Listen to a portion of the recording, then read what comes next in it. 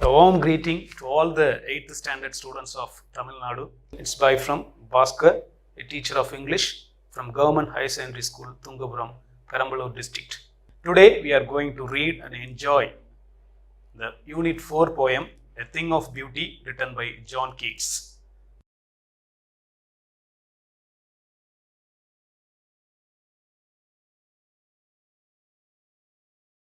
Before we read and enjoy the given poem, I am going to show you some interesting pictures. Before that, I am going to ask you a question. Do you love watching the various forms of nature such as crops, flowers, fruits, trees, lake, river, sea, mountain, desert, sky, birds, and meadow, and others? Yes, of course. I agree, you all love watching the forms of nature. Look at the picture, my dear students. What do you feel seeing this picture? There is a wonderful sky, a blue sky without any cloud, under which you can see a grove of casuarina trees. The trees are grown in a red soil. The picture is so colorful that you love it deep in your heart. There is a coconut tree, and there are so many natural forms you see. Whenever you see these kinds of picture, there is an upliftment in your mind and you feel energized. Yes, nature energizes you. Why are trees important for us? Of course, trees give us shelter, they give us oxygen to breathe, they give us rain, they give us breeze, so many things. As students, you would have enjoyed your school atmosphere with so much of trees. You love reading books, reading your subject under the trees. You love playing under trees. You play hide and seek. You play your different games, your childhood games under these trees. When you see a number of trees around your school buildings, it naturally boosts you to learn so many things in your school campus. And there is another picture, my dear children. Name the natural bodies you see in this picture. There is a cow grazing the green grass. There is a sugarcane field.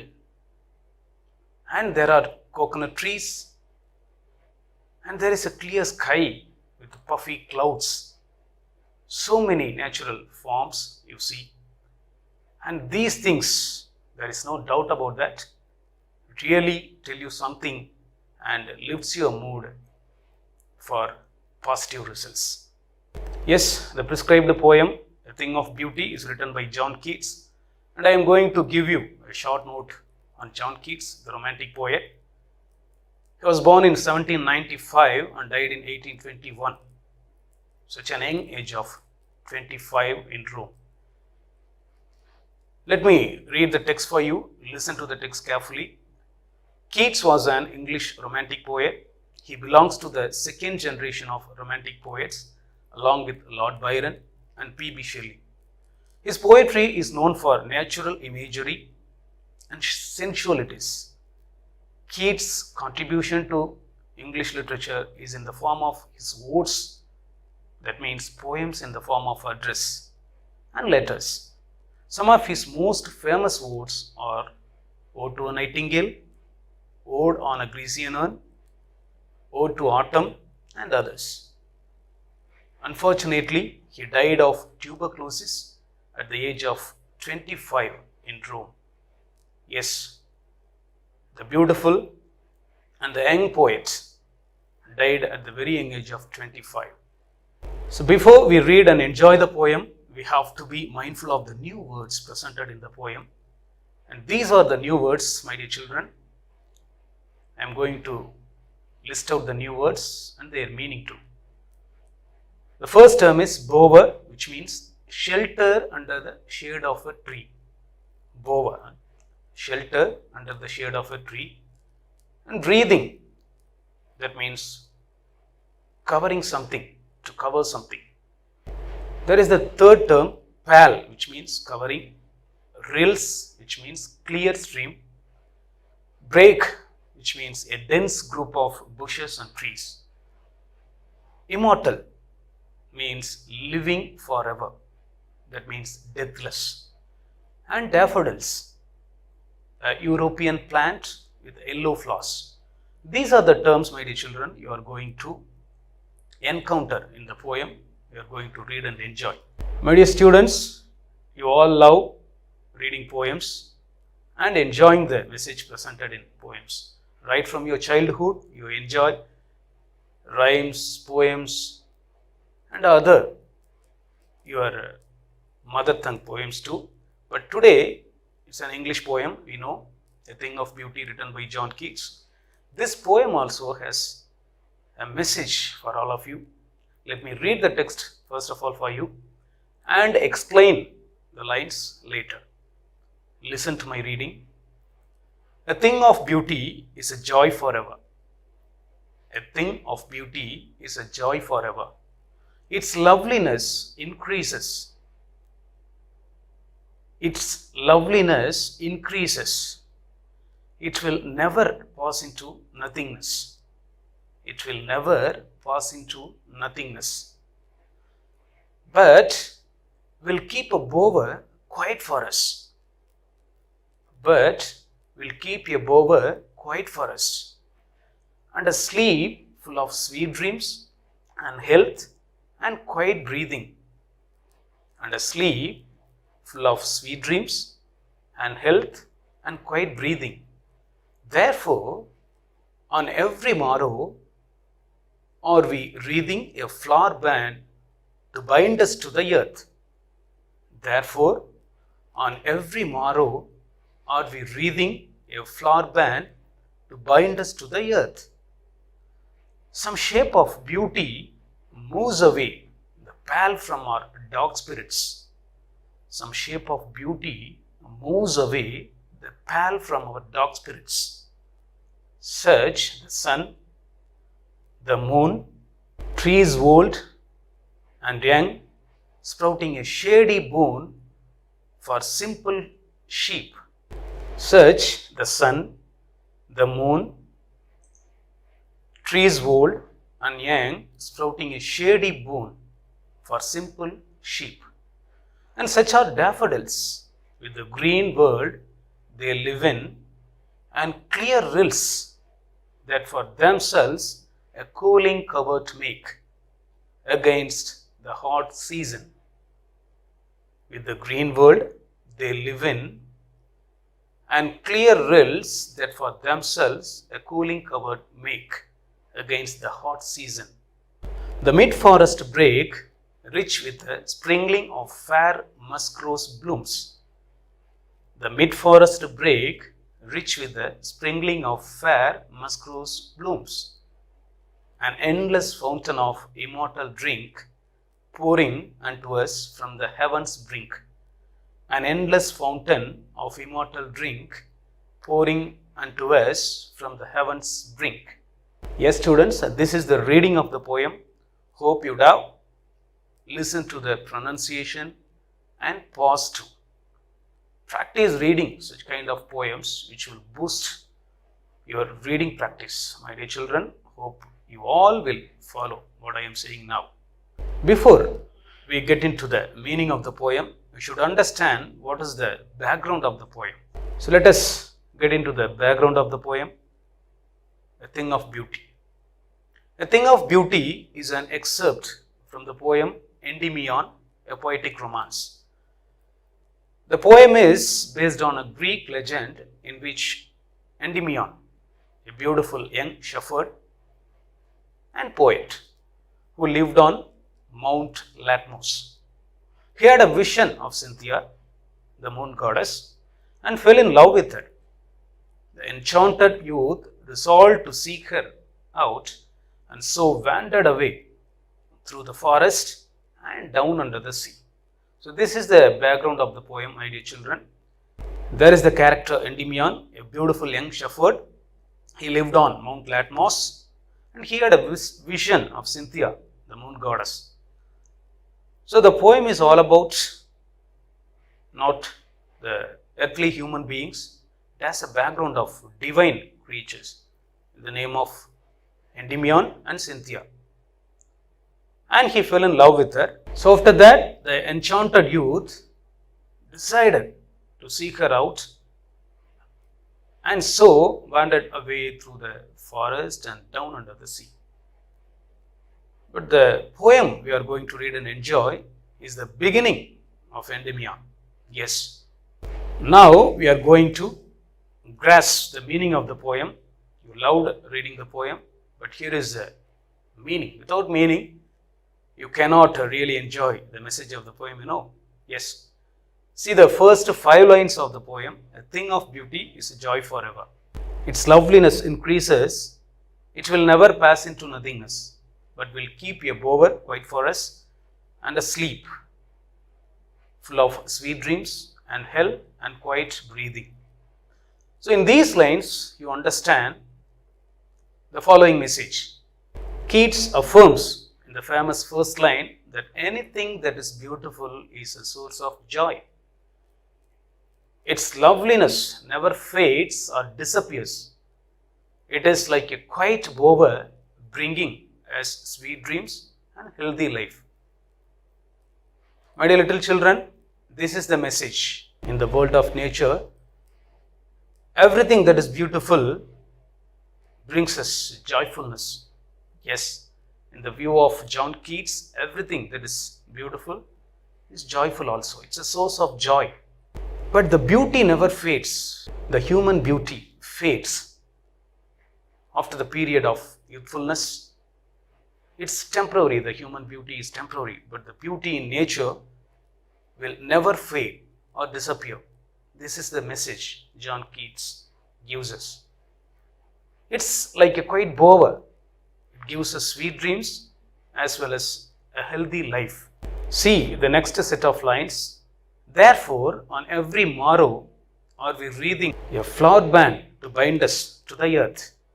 Some shape of beauty moves away the pall from our dark spirits. Listen to the meaning of these lines. The poet says that we are bound to earthly life of materialistic things. But the beautiful forms of nature remove the sorrows of earthly life and keeps us enlightened. You see the first 2 lines. Every morrow, day by day, we are wreathing a flower band to bind us to the earth. So every day, we make the habit of depending upon nature for everything. There is no doubt about that. For everything, we depend upon nature. When you see a beautiful picture, when you see a beautiful form of nature in the form of sun, moon, leaves, trees, rivers, meadow, the moment you see the form of nature, it removes the sorrowfulness in your life. The sorrow of earthly life is immediately removed when you see a beautiful form in nature. Yes, it removes the dark spirits from our human life.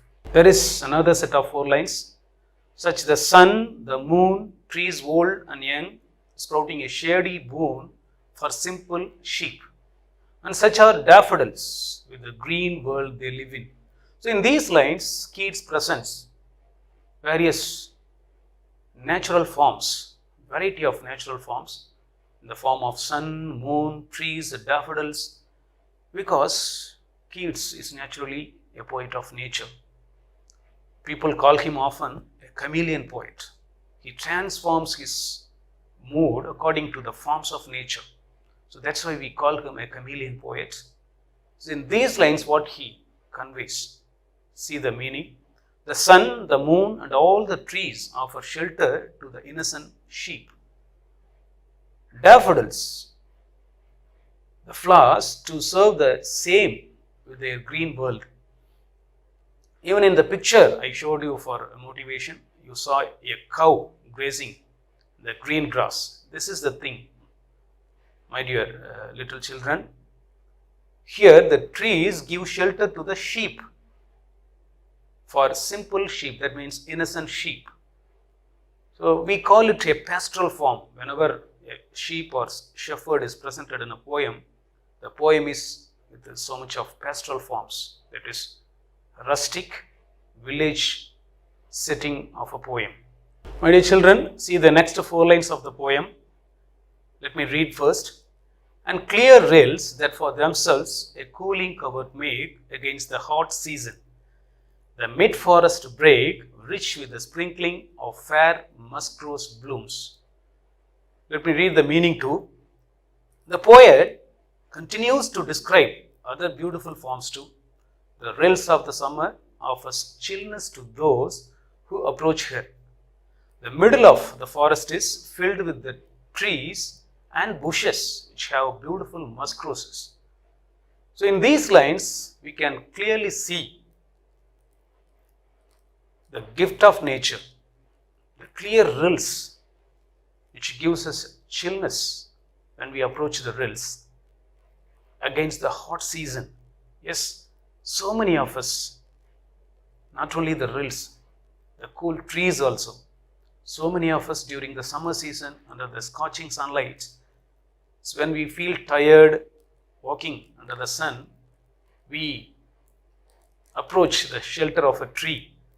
And really, the breeze and the pure oxygen from the tree energizes us. So that is the day-to-day reality. That is the thing Keats also tries to convey here. Clear rills that for themselves a cooling covert make against the hot season.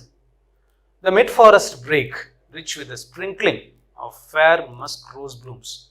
So here we enjoy the musk rose blooms fragrance as well as the color and the wonderful appearance of rose blooms. The final 2 lines, my dear children, we are nearing the end of the poem. The final 2 lines, the concluding lines. An endless fountain of immortal drink pouring unto us from the heaven's brink.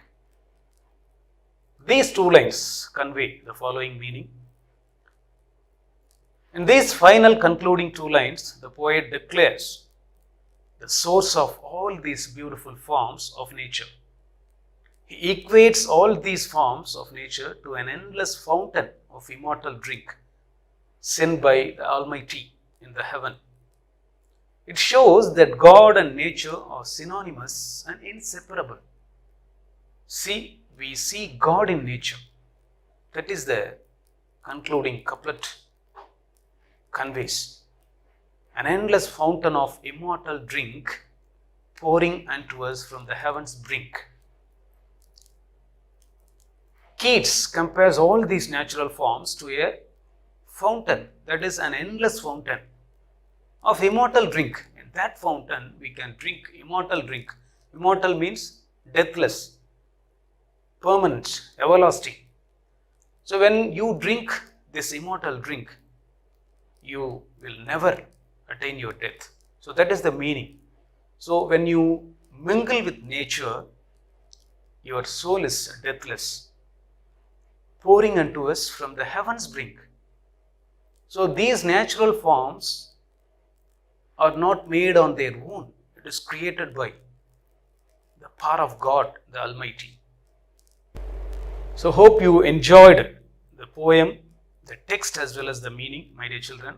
Now we are going to enjoy the beauty of the poem. What is the beauty? The beauty of the poem can be understood from the message given as well as from the poetic devices that the poet has used to convey the message. The poetic forms, the various ornamental linguistic forms that the poet has used to convey such message. First of all, figure of speech, alliteration. You know what is an alliteration? In Tamil you say Edugai Monai. In Edugai Monai, see the term Monai. The first letters of 2 words are similar in Monai Chorkal in Tamil. Similarly, in alliteration in English, the first letters of 2 words, not only the first letters, the initial consonant sounds of 2 words are similar. That is alliteration. Alliteration is nothing but the repetition of the same consonant sounds at the beginning of words in a set or series of words. So in this poem also, John Keats has presented alliteration to add the beauty to the poem. See the example, a flowery band to bind us to the earth. Look at the two terms, band and bind. These two terms begin with the same consonant, b, that means B. That for themselves a cooling covert make. Cooling covert. K. These two terms begin with the similar consonant sound K. And now imagery. So already I said Keats is a poet of sensualities. So without the participation of senses, you cannot enjoy the poems of Keats. He is a poet of sensual beauty. So here is the set of lines which have various imagery. We know there are 5 senses. For each sense, there is imagery: visual, auditory, olfactory, tactile and gustatory. These are the 5 senses as a human being we have. So according to these senses, poets use certain words to convey, to satisfy those senses. Imagery is the way that a writer helps readers visualize or see in their minds what is being described. These images often suggest emotions. Images appeal to one or more of the 5 senses: sight, hearing, touch, taste and smell. These are the example lines. A sleep full of sweet dreams. When you hear the term sweet, yes, it makes you feel the sense of taste. That is gustatory. We say gustatory imagery. Another line, an endless fountain of immortal drink. The same sense is repeated here, immortal drink. Gustatory imagery. See the next line, trees old and young sprouting a shady boon. So shady boon, it gives visual imagery. When you see a shade, when you listen to the term shade, immediately you think of a shade under a tree. So shady boon is a visual imagery. A flowery band to bind us to the earth. So we are bound to earth. So touch, here we feel the sense of touch, tactile imagery. My dear children, I hope you understand what is an imagery. So my dear little children, I hope you would have enjoyed reading and understanding the meaning of the poem, as well as the poetic devices used by the poets. Now I am going to evaluate your understanding of the poem. First question, according to the poet, a thing of beauty is dash.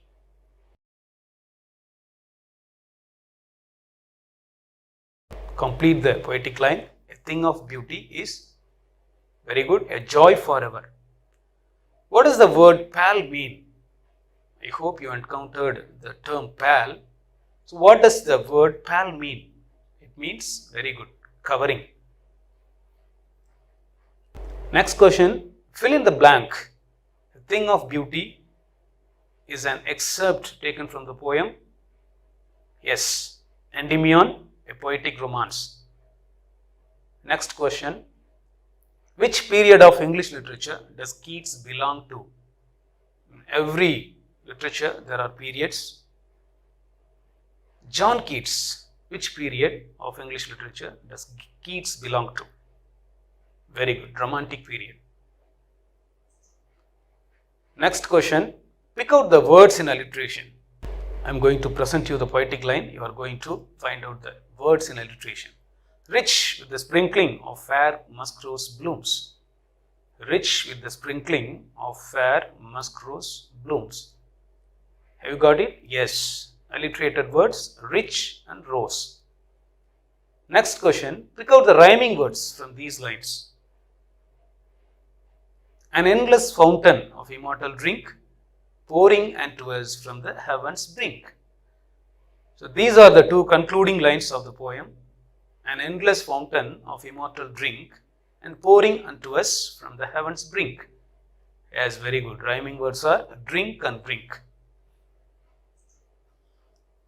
Yes, my dear little kids, the final image of my class tells you everything about nature.